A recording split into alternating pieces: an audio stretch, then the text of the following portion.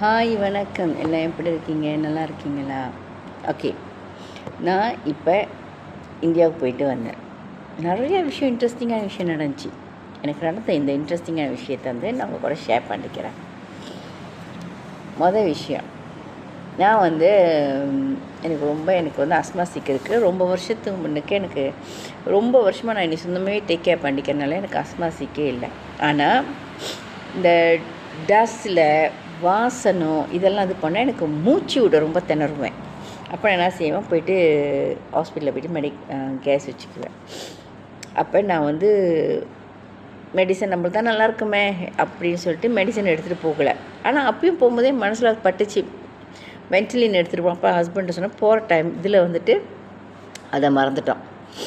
அப்போ இங்கேருந்து அங்கே போனோன்னே ஏதோ ஒரு கோயிலுக்கு தான் நினைக்கிறேன். இதுக்கு போயிட்டு அதுவும் இல்லாமல் அங்கே லெமன் ஜூஸ் நிறையா குடிக்கவும் எனக்கு அந்த டஸ்ஸோ அந்த இதெல்லாம் எனக்கு ரொம்ப மூச்சு விட திணறல் ஆயிடுச்சு. அதனால நான் ஒரு கிளினிக் போனேன். இருக்காங்க ஹஸ்பண்டுக்கும் சரியான தலைவலி, வாந்தி. அதனால் அவரும் ஒரு கிளினிக் போனாருங்க. அவர் போன கிளினிக்கு நான் போனது, எங்கள் 2 பேர்த்தோடது. கிளினிக் பேர் பிரபு டயபிட்டிஸ் ஸ்பெஷலிஸ்ட் சென்டர். இது கிளினிக்னு போட்டுருந்துச்சு தெரியுங்களா. அப்புறம் டாக்டர் வருண் பிரசன்னா, இதுதான் அந்த டாக்டர்.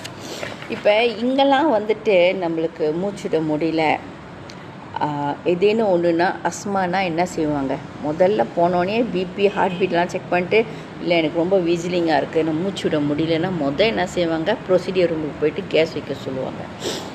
போனோடனே நம்மளுக்கு கேஸ் தான் வைப்பாங்க.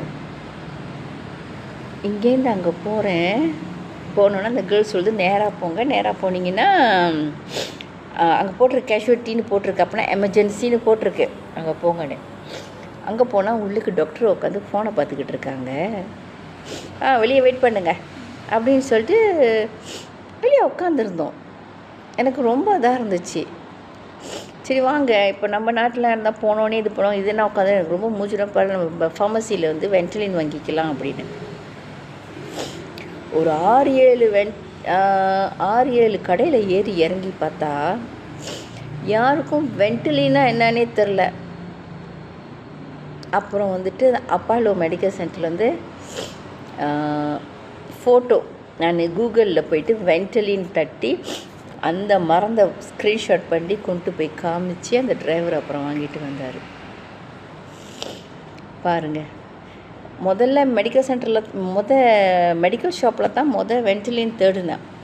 அப்போ எனக்கு வென்டிலின் கிடைக்காதனால தான், யாருக்கும் தெரியாத வென்டிலின்ற ஒரு மருந்து இருக்கா அப்படின்னா என்னதுன்னு கேட்குறதுக்கு கூட கேட்குற அளவுக்கு ஒரு மெடிக்கல் சென்டர், ஒரு என்ன சொல்லுவாங்க, ஒரு மெடிக்கல் ஷாப் இருக்குது இந்தியாவில். அப்போ அங்கே போய் நான் சொன்னப்பா நம்ம கிளினிக்கே போகலாம், கிளினிக்கில் கண்டிப்பாக வச்சுருப்பாங்க.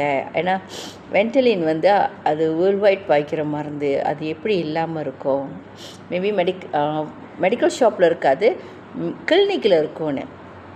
இங்கேருந்து கிளினிக்கு போனால் டாக்டர் உட்காந்து ஃபோனை பார்த்துக்கிட்டு இருக்குது. என்னான்னு கூட கேட்கல, வெளியே உட்காருங்க, வெளியே வெயிட் பண்ணுங்க அப்படின்னு. கடுப்பாகி கடைசியில் ஸ்க்ரீன்ஷாட் பண்ணி அப்போலோ மெடிக்கல் சென்டரில் அப்போலோ மெடிக்கல் ஷாப்பில் போயிட்டு காமிச்சோன்னா அப்புறம் எடுத்து கொடுத்தானா அதே இது இல்லை, ஆனால் அது மாதிரி வேறு பிராண்டு. பாருங்கள், இந்த 2025 கூட இந்த மாதிரி இருக்காங்க.